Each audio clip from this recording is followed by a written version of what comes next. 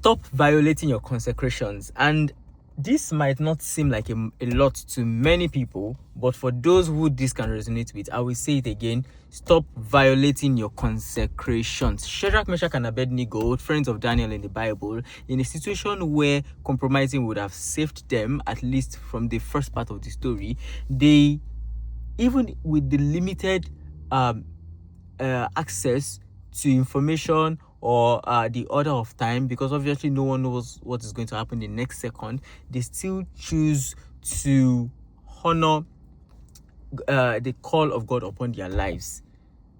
In fact, they even told the king, I think NLT says that they were like, oh, we don't need to defend ourselves before you. In fact, the KJV says we don't need to there is no reason to even answer you at all.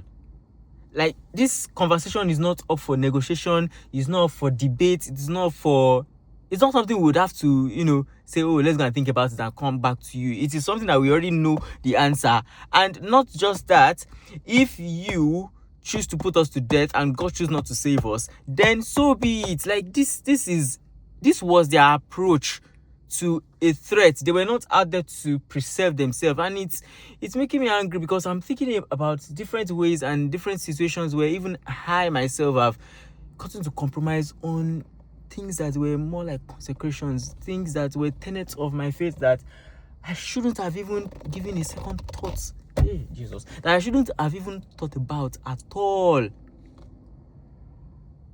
And it's a wake-up call, really, for me and for anyone that watches this video, in little ways that we've compromised, in little ways that we've thought, oh well, we can make up with God later, just because of self-preservation.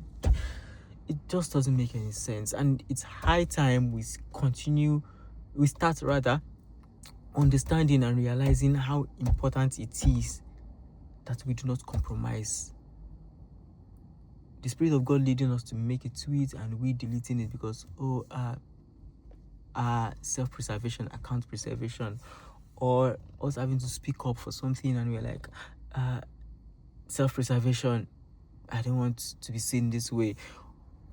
I think, for how long will we even keep preserving ourselves, really? I pray for myself that God helps me to stay consistent and honor every form of consecration that is due my walk with God, and for everyone who watches this, that God helps us with the grace and favor to stay consistent and true to what God expects of us.